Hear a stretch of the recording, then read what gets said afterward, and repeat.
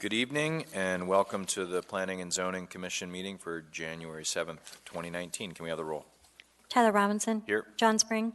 Here. Greg Strike. Here. Danielle Bailey. Here. Seth Anderson. Here. Andre Spinelli. Here. Jared Gardner. Here. Brian Looney's excused. Thank you. Thank you. We have the minutes of Monday, December 10th, 2018 in front of us. Is there a motion to approve the minutes? Thank you, Ms. Bailey, and seconded by Mr. Spinelli. Any questions or issues related to those minutes? Hearing none, those minutes are approved. Next up is our disclosures. Jared. None. John. I have none. Greg. Yes, in the matter of the two consent items, D1A and B, Resolution 2018-031 and 2018-032, I will not be voting as I was not present. Thank you. Danielle. None. Andre. Yes, in the matter of case 2019-0002, I would like to recuse myself from this case. Spinell Homes intends to purchase this property from Northern Bank, and I have been personally supervising the platting and development process. Great. Thank you. You will be recused for that case. Seth. None. I will not be voting on, I'll abstain from Resolution 2018-31 as I did not participate in that case. I'd like to also disclose related to case 2019-002, the petitioner Northern Bank is both a tenant of my employer, Cook Inlet Housing, in our Muldoon development, as well as a lender and investor in some of our developments.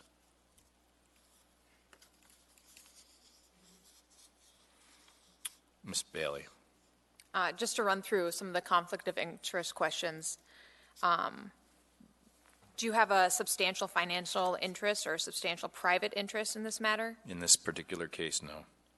Do you have one that varies directly and substantially with the outcome? No. Is it significant monetarily? No. And then is this an immediate interest that is known, or would it be one that, if there is any conflict of interest, would it be conjectural? It would be conjectural. And then if there is any interest, is it one that is generally possessed by a large group, or would it be one that is only possessed by you as an individual? That's the one we didn't run through. All right. So if there is an interest. There is no interest. Okay. Then I would move to direct Tyler to participate in the case number 2019-0002. You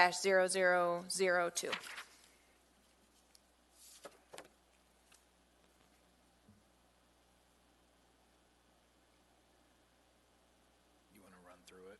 I can't really deliberate on it. And call for a vote.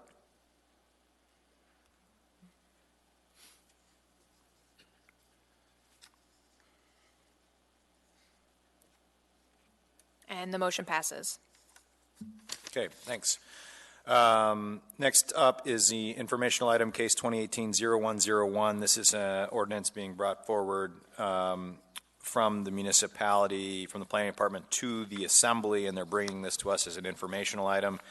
Can we get a staff report on that case? Thank you, Mr. Chair. The planning department has been trying to catalog all of the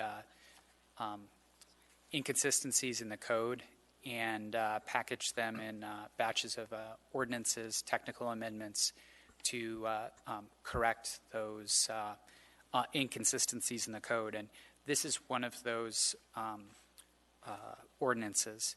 Section 1 of the proposed ordinance would change Title 21's land use permit requirement to match the building code's requirement for a land use permit. Title 21, it's 150 square feet, which is lower than Title 23. It's 200 square feet. So that's created a lot of frustration among members of the public.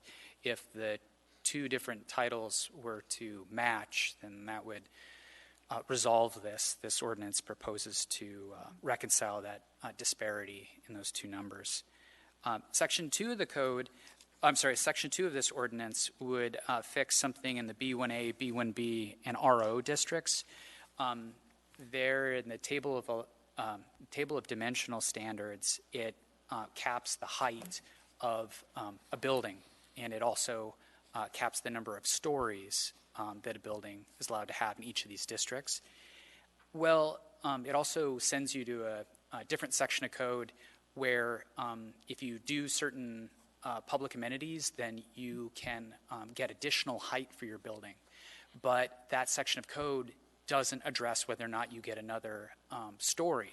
So you could get additional height, but not another level to your building. And so this would fix that by giving one more story to the building.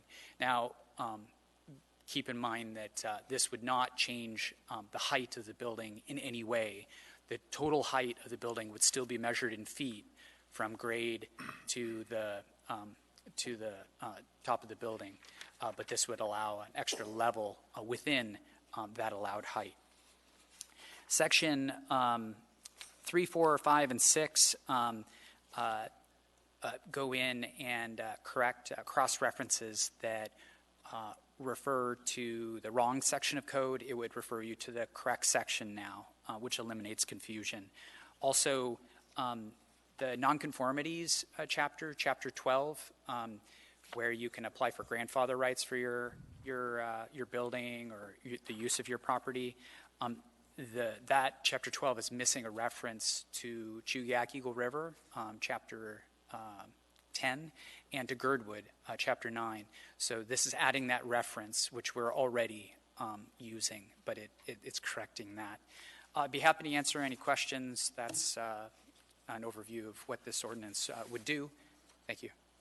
Thank you. Mr. Spring. Yeah, it just appears to me that the section of the code which deals with forwarding the inconsistencies to Title 21 to the Assembly without the Planning Zoning Commission is expiring or has expired. Is there, and this probably came in before, right before it, I'm assuming it was submitted, so it's not technically a problem, probably. Are there going to be any more inconsistencies, or is there a demand for more of these type of expedited amendments, you think, in the future? Should this be amended or extended to some degree in the future? Yes, Mr. Spring. In the last few weeks, I was alert. So the planning department, as I said, has been trying to catalog all of the inconsistencies in the code, missing cross references and that. And there were 3 others that were forwarded to me in the last few weeks. And so I wrote that up into an ordinance that I'll be providing to my boss here, any day now. And you'll be seeing that. But it'll be a public hearing, and it'll be a regular, normal text amendment to be heard by the commission because technical amendments, have expired. I guess I'd ask staff and other members do you think it needs to be extended, or are we okay with it expiring and going through public hearings for some of these relatively minor amendments? We believe it's really important to have this tool because when we find, it's often, we're usually finding these problems in the code, unintended consequences in the code due to a meeting on a development, and because correcting that unintended consequence can happen much quicker through a technical amendment, that the developer could benefit from that. We believe it's really important to have this tool to be able to use when we see something in the code that needs to be changed, especially when there's a development that this is causing a problem for, because we'd like to see people be able to, the code work for the public. So just one last follow-up then, are there plans then to amend this section to extend it? Yes. For a couple years or 1 or 2 years?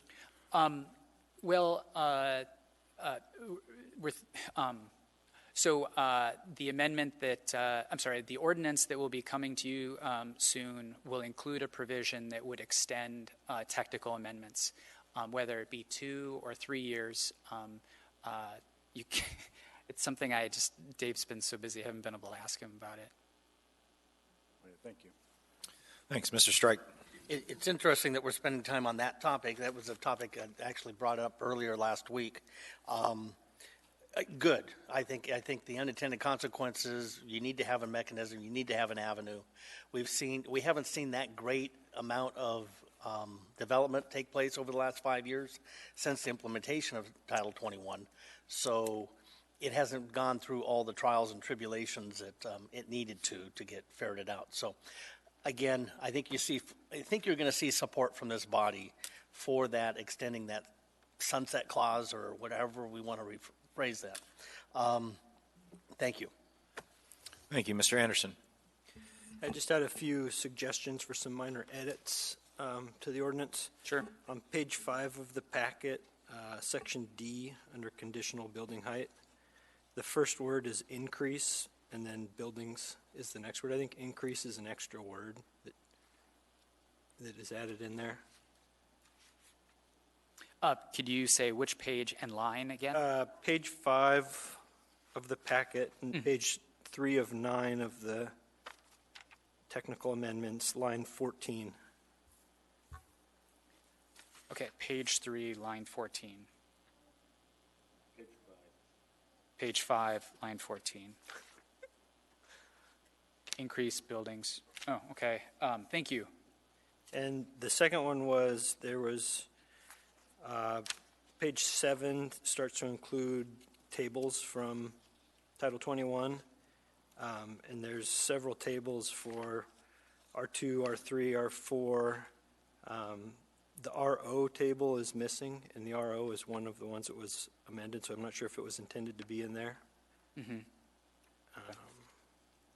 And then the last one is in the RO dimensional standards table. There's a footnote that references, footnote 10 references another section of code that refers it to the R4A section. And I think that's maybe intentional because it's for the residential portion of an RO development. But if we were cleaning that up, it might be something to consider as well. So the last part of what you said, can you, I want to make sure to get this correct. So in the RO section of the development standards table, a footnote 10 directs you to section 2104-020H2D. And that section discusses height increases for the R4 district, R4 zoning district. Right. Which might be confusing to some if that applies to RO or R4, since the RO table is directing you to an R4 section. Can I ask a follow-up question, Mr. Anderson? I believe in the old code that the RO, when you did residential, it referred to the R4, and I'm guessing that the RO section in the new code, when it comes to building residential, also refers to the R4. So is that tracking with? Is that answering the question that you're raising?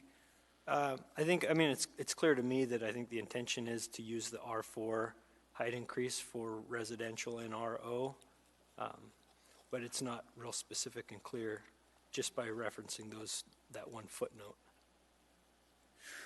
How would you propose to do something different, though? Because, yeah, okay, thanks. Yeah, it's just all the edits that I mentioned are just recommendations or suggestions. Thank you. Thank you, Mr. Anderson. Any further questions for staff?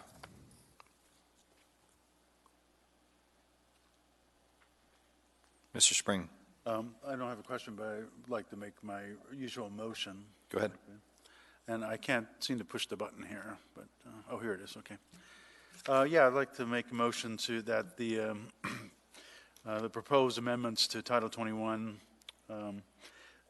presented by staff address inconsistencies associated with the Title 21 and unintended consequences, and therefore does not have to undergo Planning and Zoning Commission review prior to being forwarded to the Assembly per AMC 21.03.210B5C. Thank you, Mr. Spring, seconded by Mr. Bailey. Any discussion? Any objection to that motion? Hearing none, that motion passes. Thank you for the informational item. We'll move on to the consent agenda. Can I have a motion to adopt to approve the consent agenda? Thank you, Ms. Bailey, seconded by Mr. Anderson. Any items on the consent agenda that anyone wishes to pull? Any objection to the consent agenda? The consent agenda is approved. At this point, Mr. Spinelli, you are excused. Enjoy the rest of the football game.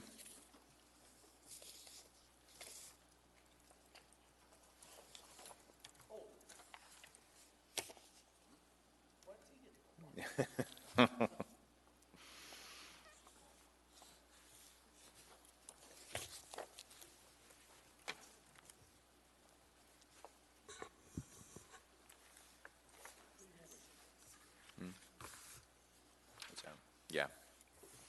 All right, as Andre makes his way out, I'm going to read the procedure by which the public may speak to us. After a staff presentation is completed on public hearing items, I'll ask for public testimony on the issue.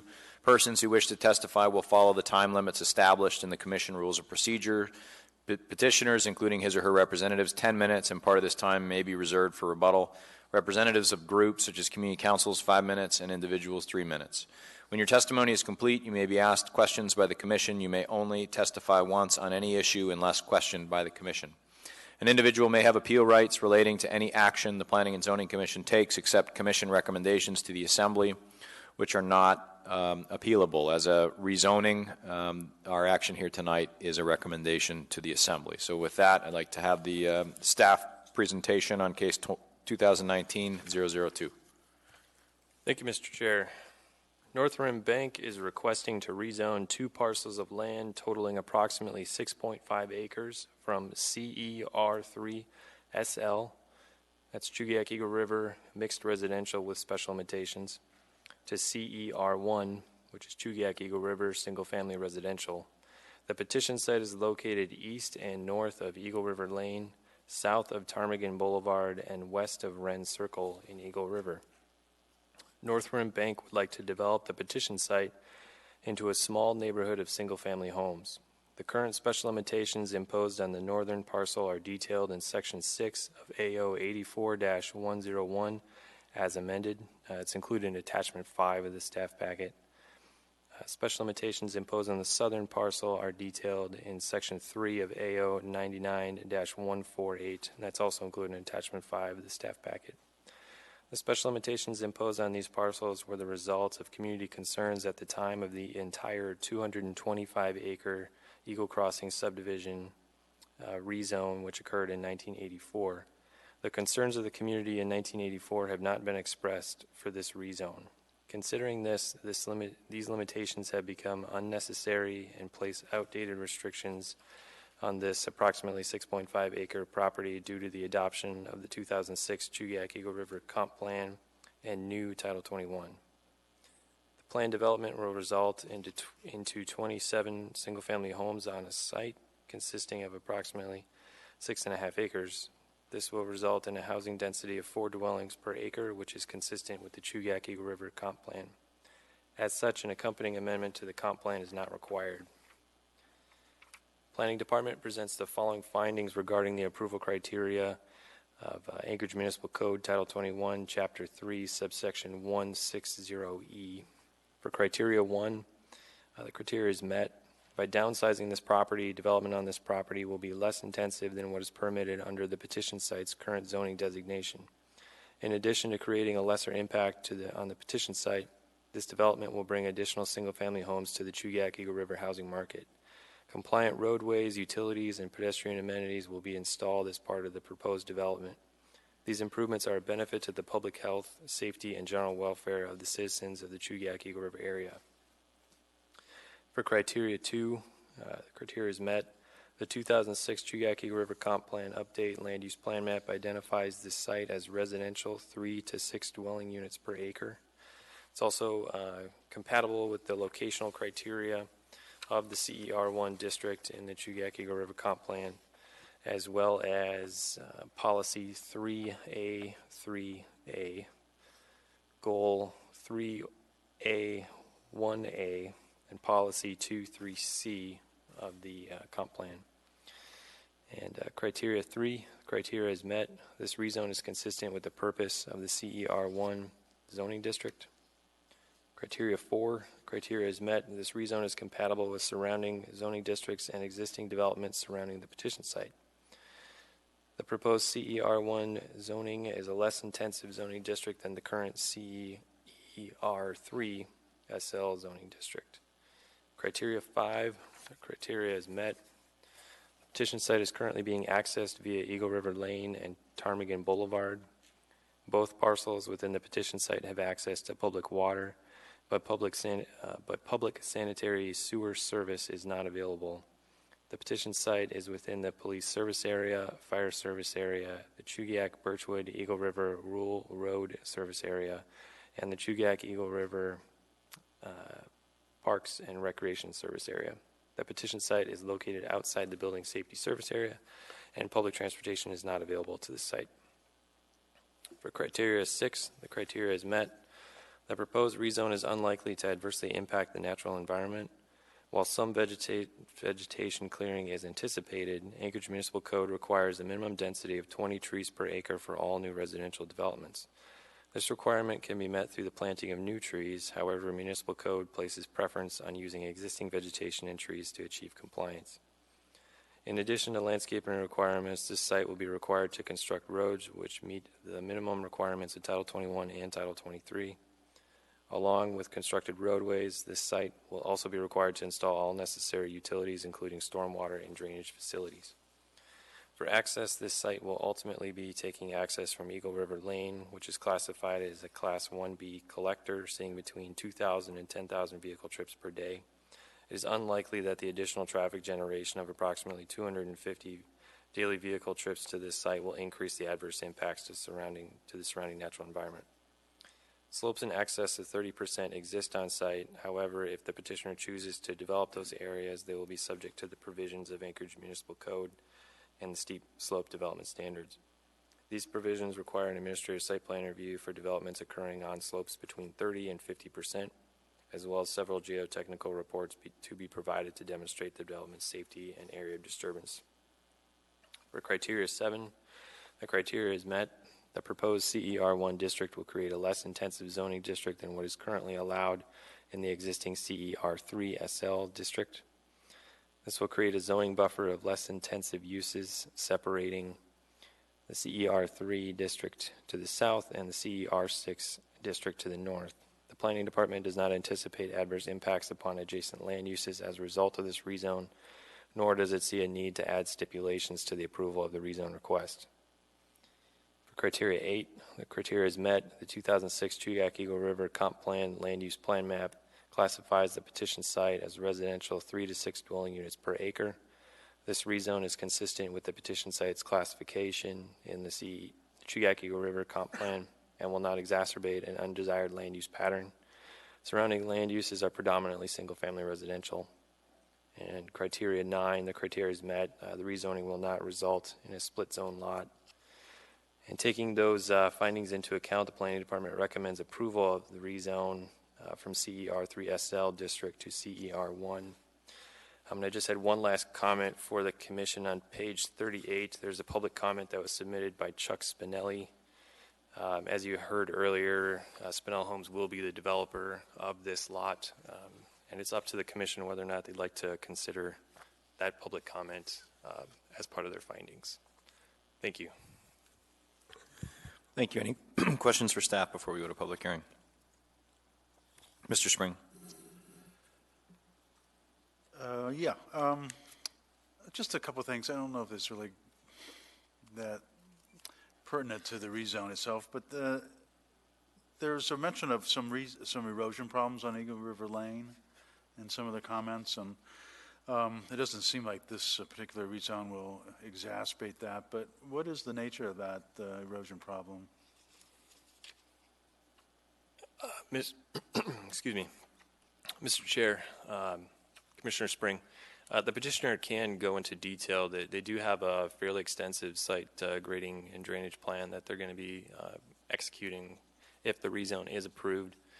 Currently, there are some pretty steep slopes on site in excess of 30% that do cause some excessive drainage issues and erosion along Eagle River Lane. Beyond that, I can't really provide you much more information. The petitioner might be able to expand on that. Okay, that'd be great. Maybe he'll also be able to answer my next question. And this is more to do with the plat, which of course we don't have authority for approval. But it looks like the plat has a secondary access right away in the southern part of the, is it southern? Part of the development that connects with Eagle Crossing, I think, the existing subdivision. I'm just curious, is there a requirement for 2 access points, or is that why that's included? And I'm not sure why that was added to the subdivision. But to follow up on that, kind of piggyback on that, is there a way also to get to the school site, elementary school site from the south? Say, for instance, pedestrians, kids that are walking to the school who want to get there. And the only way currently is for those students that live south of there in Eagle Crossing would have to go all the way up Eagle River Lane and hit Ptarmigan, I think, and go over. It seems like it would be a lot, it seems like it'd be a lot more convenient if there was some type of pedestrian access from the south that would allow kids to be able to walk there more easily. Maybe you could address that, or the petitioner can. Mr. Chair, Commissioner Spring, I'll divert to the petitioner to answer that question. Any other questions for staff?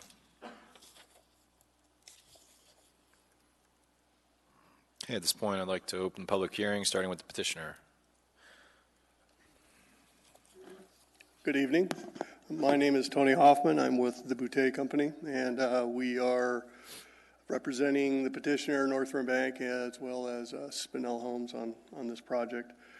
First of all, I'd like to thank staff for helping us with this package. Ryan's done a good job putting it together. I think they've really caught everything that we wanted to do with this. To answer Mr. Spring's questions, first of all, that steep slope, that is very steep. I don't know if it's 30%. It's probably between 1.5 to 1 to 2 to 1. So I've walked up and down it a few times.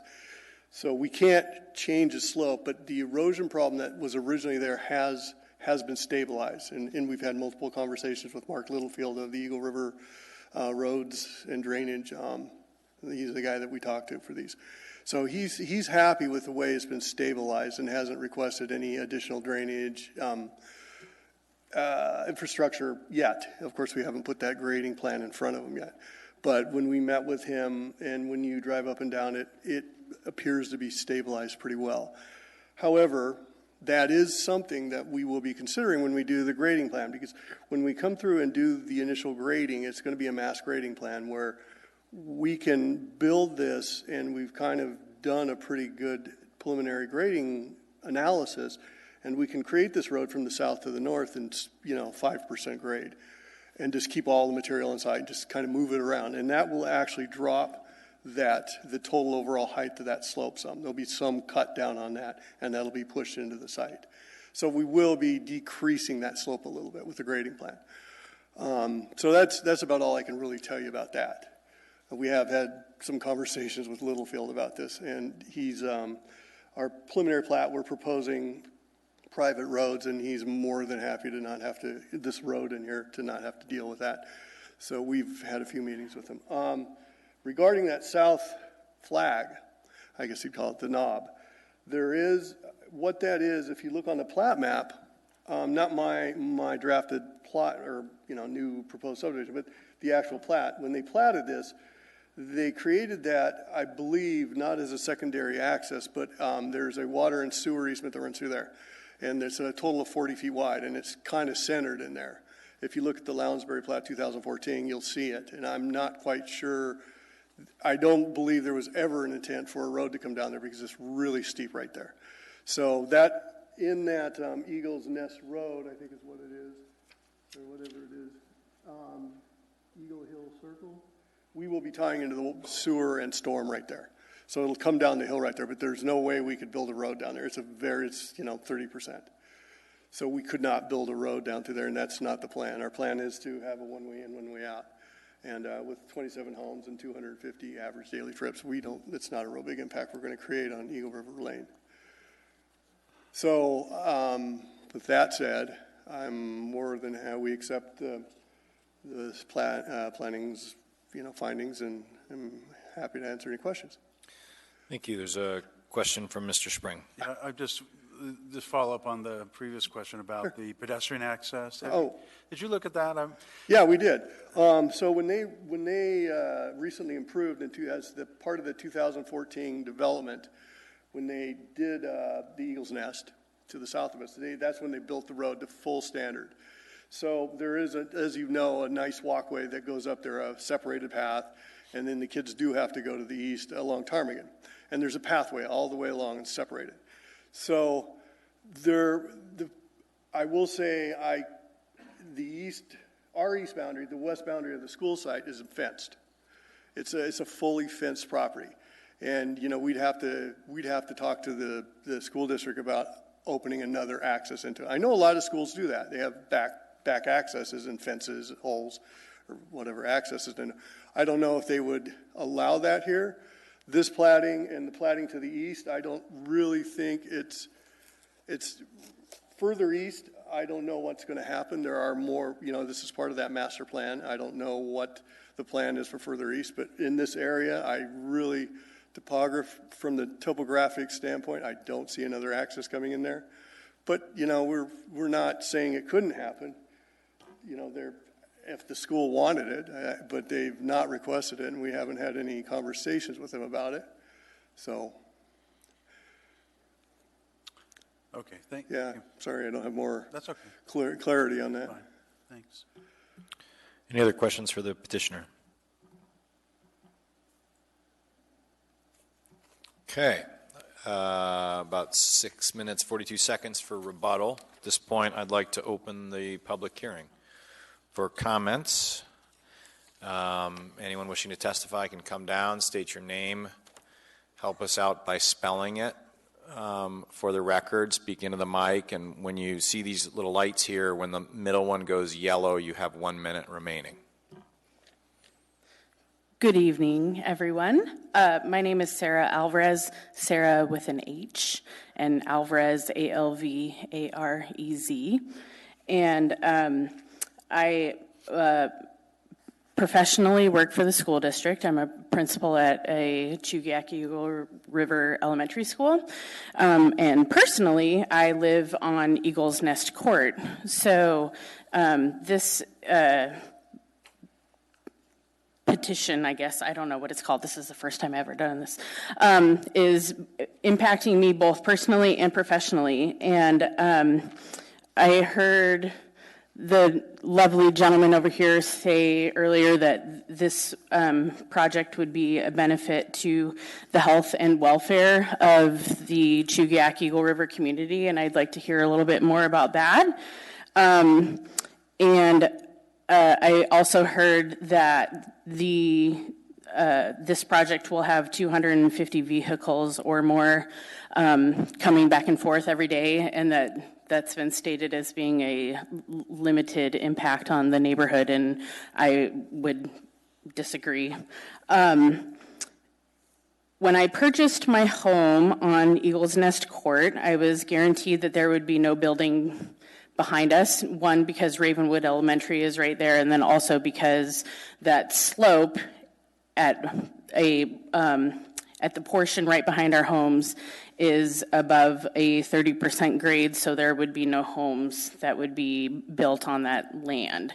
So I understand that that's realtor lip service, potentially, but that was what we were told. And now there's a petition to put in 27 homes smack behind my house. With that being said, I personally don't want to have a home behind mine. I understand that. But also as a professional working for the Anchorage School District and running a building that has over 500 students, speaking with the Ravenwood principal this evening, who also has over 500 kids, they're at 110% capacity, and adding 27 homes to their neighborhood would very severely impact their enrollment numbers. So with all of this being said, I hope that this just isn't lip service. And I'm speaking to you as a professional and also as a community member that I get it, that we are looking to line our pockets with dollars, and homes are the best way to do that. But the impact on the community will be much greater than what is just being put on paper. For the folks that live out there, it will be great. Thank you. I got a couple questions from commissioners. So Mr. Strike first. Great. Just a question. Yep. Or for awareness, are you aware that the current zoning allows for 36 units to be built there currently?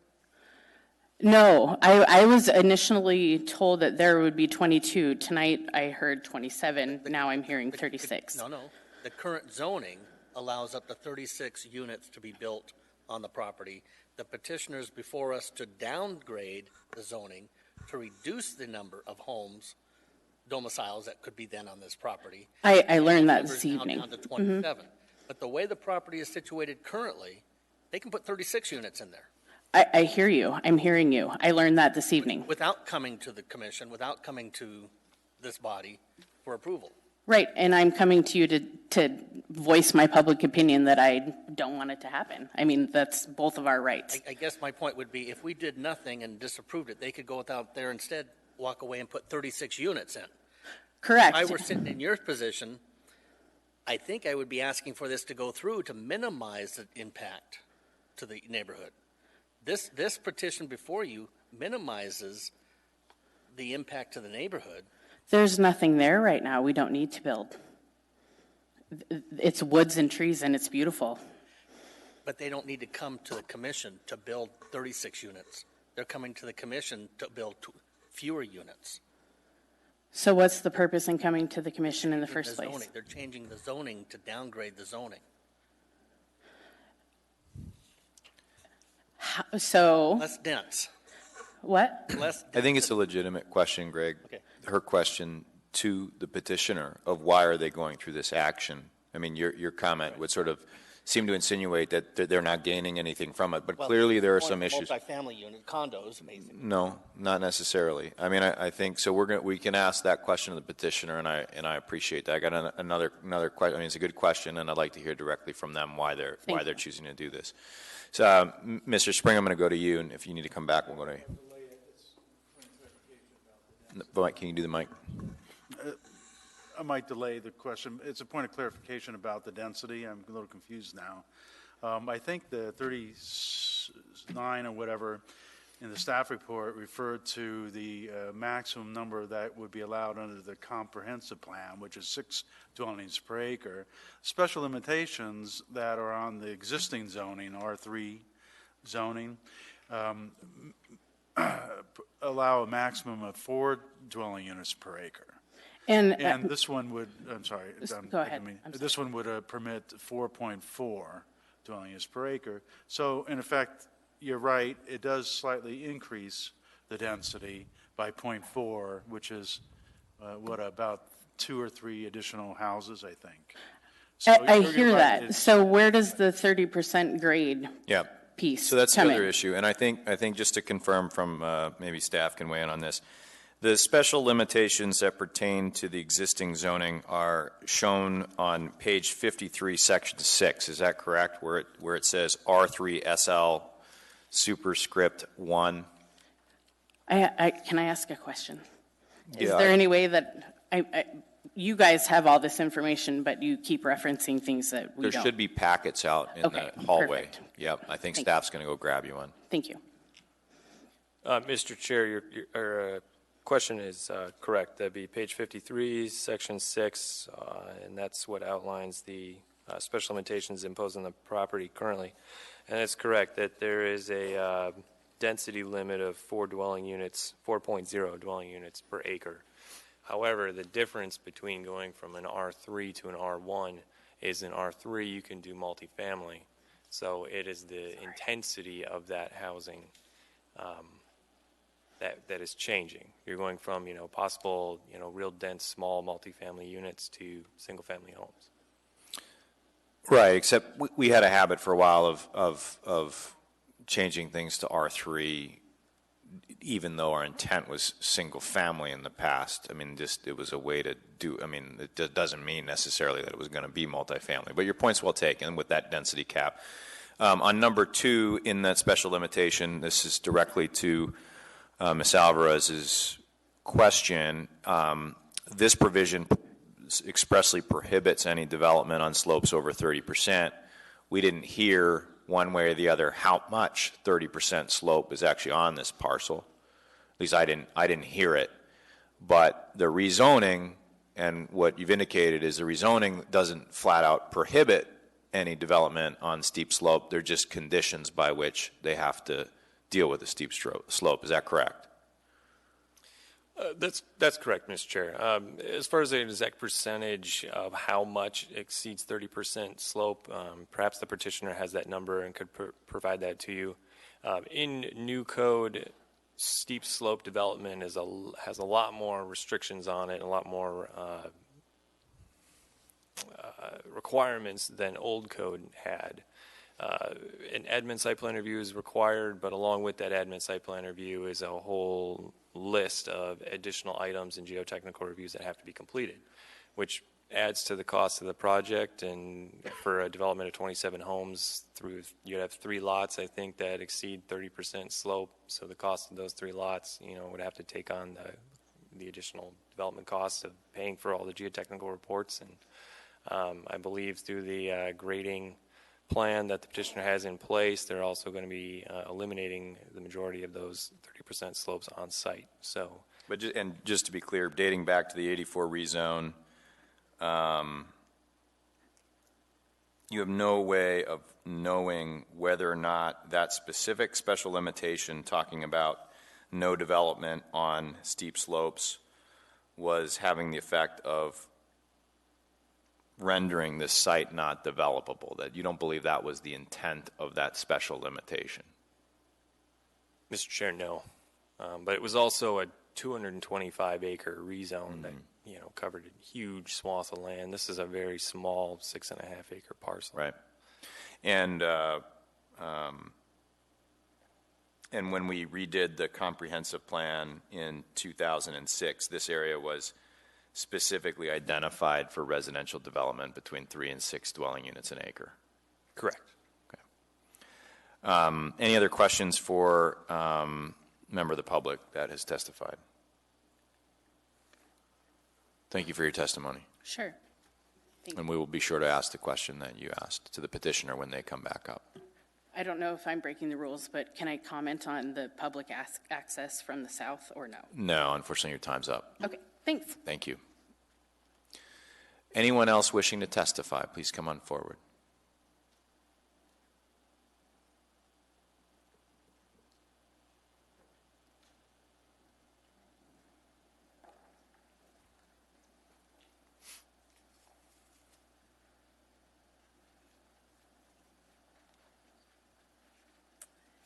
Hello, I'm Diane Cousineau. Spell your last name for us, Diane. Cousineau, and I live on Eagle River Lane. Of course, we've gotten an impact of traffic up Eagle River Lane after they opened up the road there at Ptarmigan for Driftwood Bay. And this will be another drastic increase of noise and traffic. But my question is that this is going to be serviced by a public utility into a private subdivision, and I'm wondering what the cost is going to be for us taxpayers to bring the public utility into there and maintaining it if and when something goes wrong, who's going to be responsible for it? Is that your main question? Are you done with your testimony, or do you have other questions you'd like to put out there? Well, that's all addressed right now. That's you, okay. Okay. I'll take a stab, and then I'll defer to staff, but this is proposed to be a public subdivision, so creating public legal lots that will be privately owned, likely no different than what I presume is a lot that you live on. So all of these individuals will be paying taxes just like you are. What I heard, and the petitioner can correct me, is that the road will be a private road, but they'll be served by public utilities otherwise, so served by public water and sewer. The road, however, will be maintained just by the residents of this particular development, and any part of their tax dollars that also go to fund Subursa then would contribute to the remainder of the roads, or however Eagle River funds their roads, which is, I think, depends on the location, but I think it would be similar to your situation. Some staff can correct me otherwise. So I don't know if that helps or not, but the only thing that I heard in testimony is that the road is proposed to be private, which means they're fully responsible. These 20 whatever homeowners have to contribute to maintain their private road. All other utilities are public, just like most of the other subdivisions that exist in Eagle River in that area. Okay, so if the water main is running down Eagle River Lane and then going to go into their private subdivision, if there is a leak or any problems there that have to be dug up, will the taxpayers be paying for it, or will the subdivision? The utility would pay for any issues with the system, the public system, which means the taxpayers would pay for it, including these taxpayers. Just like if it were to malfunction on your street. And I don't know, I just ask staff, if I'm misstating anything, please jump in. Okay, so we wouldn't be responsible for any part of their road? Their road, no. Their road is proposed, at this point, their road via their platting action is proposed to be private. Is that right, Mr. Hoffman? Just with a nod. Yes. Okay. Mr. Whitfield, you want to add anything? We're getting a little bit outside of the discussion here that we're considering tonight with the rezone. However, what they're proposing is a private road with public utility. The utility would be covered by an easement that would be granted, and if we're talking about the sewer or water, be granted to AWU so that AWU can maintain the facility. So as Mr. Robinson pointed out, any damage or break within that water main, within that private road, is covered by easement that would be dealt with through AWU. Anything that happened away from the main, say a service connect on property, would be dealt with by the homeowner. That's typically how it works. And just to get up higher level where Dave, I think, wanted me to go, the action that we're hearing tonight is not about whether they have a private road or a public road or how they're choosing to develop. It really is simply, are they allowed to go from an R3 SL zoning, which contains with it a certain list of rules, to a different zoning that is reserved for single-family homes in Eagle River. That's the action. That's the only action that we are hearing here this evening. Okay. And I think what we heard previously was, what does it mean for the difference in those rules? And that's what we intend to sort of understand a little bit better from the petitioner at their rebuttal. Okay, thank you. Thank you. Anyone else wishing to testify, please come forward.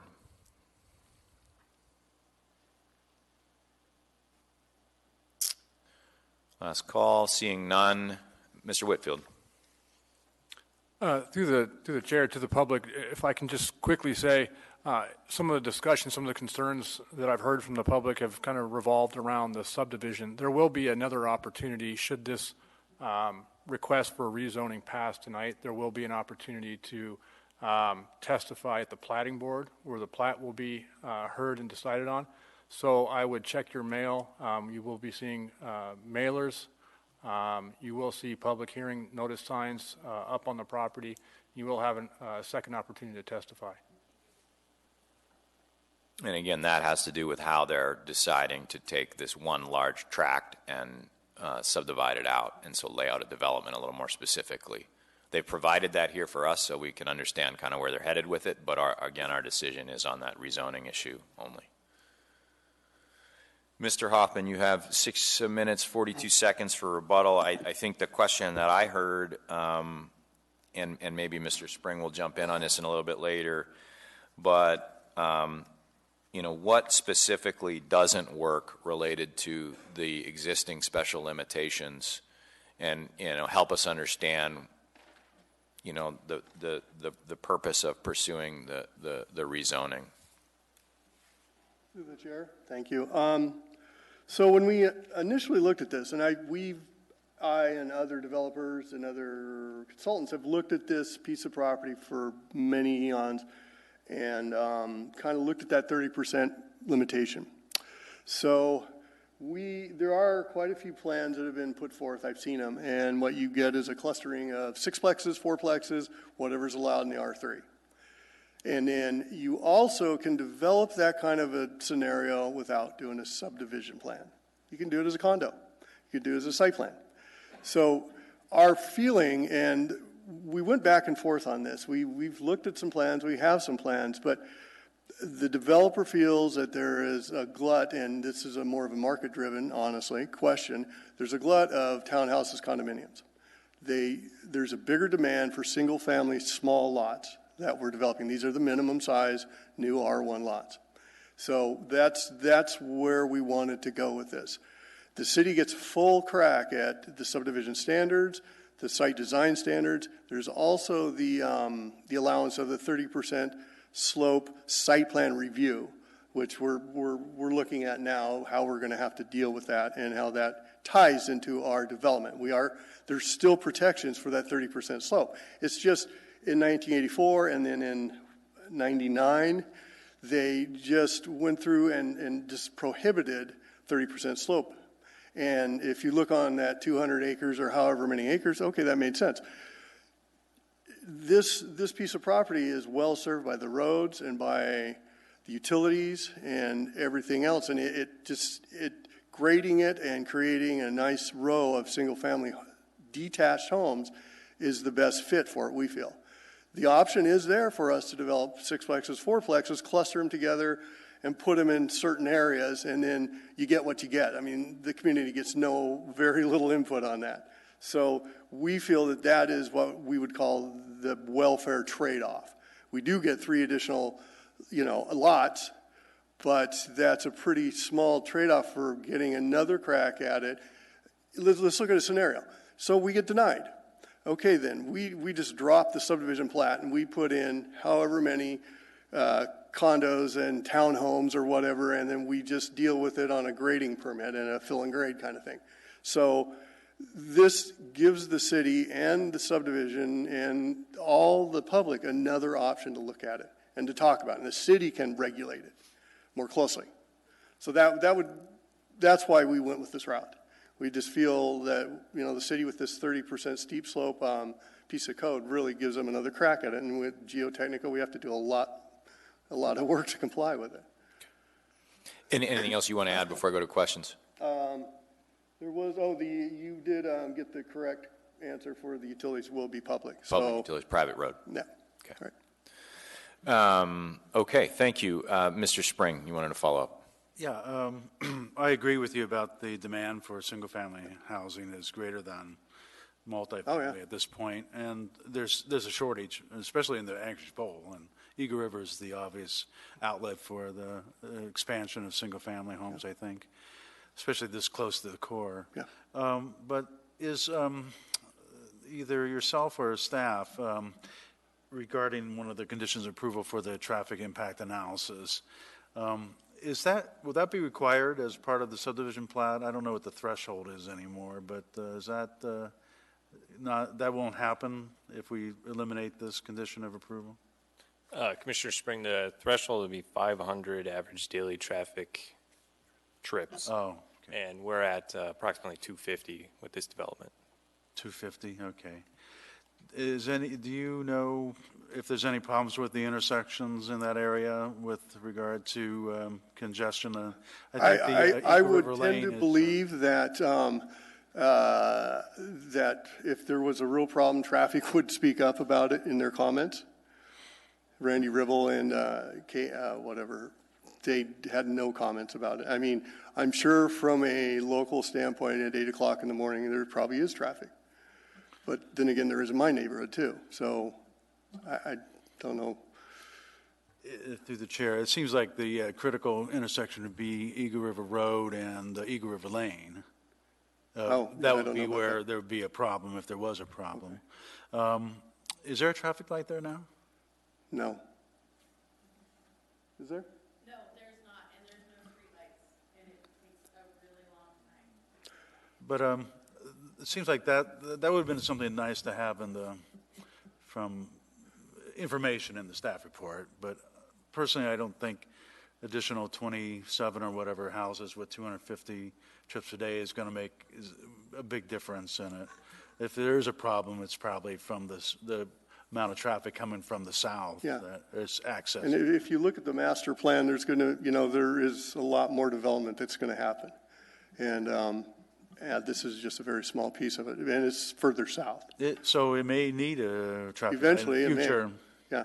But what triggers it is always been the That's a problem. good question. That's one of those new title things. Yeah. Okay. Thank you. Any other questions for the petitioner before we go to deliberations? And again, I'll remind Commission that our role here is to make a recommendation to the Assembly, which is another opportunity for public hearing, and this is to rezone CER3SL to CER1, and we must find that the rezoning meets the 9 approval criteria laid out in the staff packet. So any other questions for the petitioner before I close the public hearing?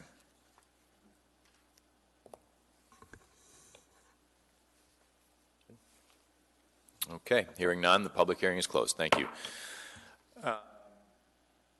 What's the will of the body? Preferably with a motion to begin our deliberation. Mr. Anderson.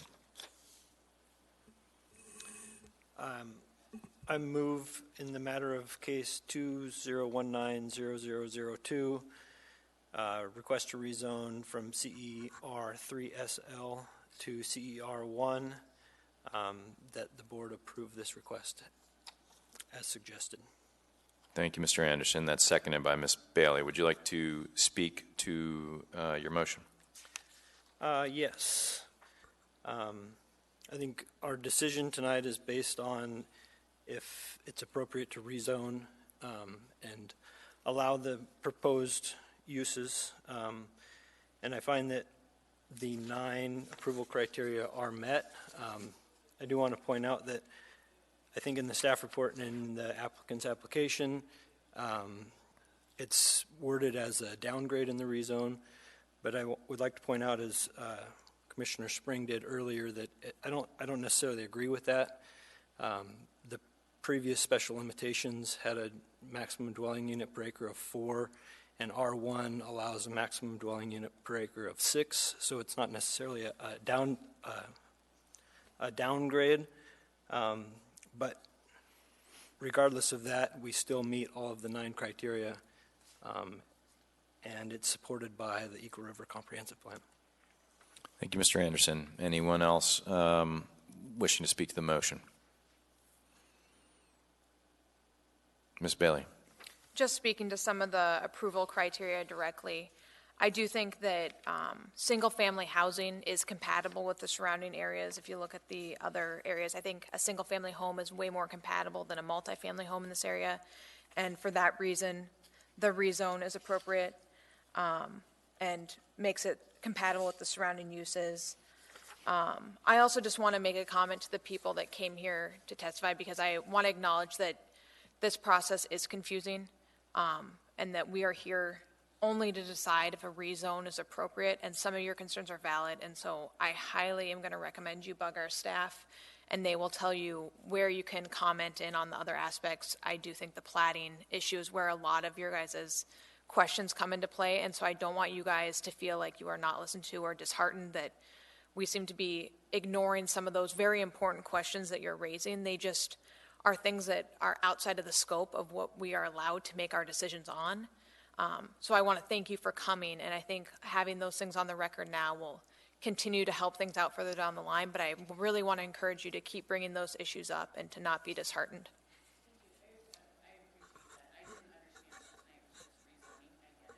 Yeah, no, appreciate it, and thanks, Ms. Bailey. Anyone else wishing to speak to the motion?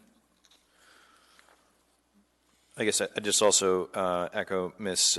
Bailey's comments that just because we see a plat that shows 27 units does not mean that there will be 27 units. That is needs to get through a process. There, you'll note in the plat that they've submitted, there clearly are some homes shown in what appear to be steep slopes, and there are provisions that we have in our code now that did not exist in 1984, and so the way that we dealt with it was to simply say that you can't do it rather than you can do it under certain conditions, and that is what they will have to sort of go through moving forward. Any other comments? Okay, please vote.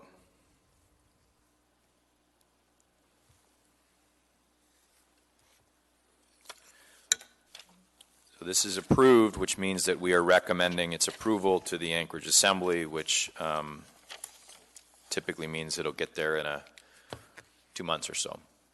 So with that, I'll take a motion to adjourn. Before I do we have a meeting next week? Just a resolution. Quick meeting is all it is next week. So motion to adjourn. Mr. Strike, seconded by Ms. Bailey. This meeting's adjourned. Thanks.